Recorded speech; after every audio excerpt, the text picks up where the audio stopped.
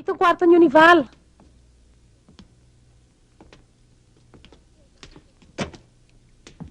Pasensya ka na't medyo magulo.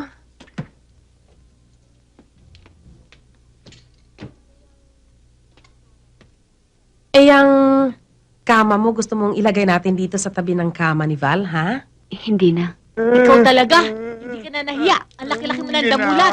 May asawa ka ng tao, ihi ka pa rin ng ihi.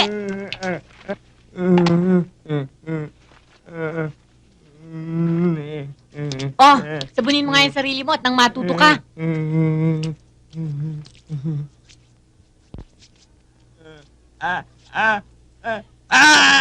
di ka... Eh bakit sa mata ka naglagay?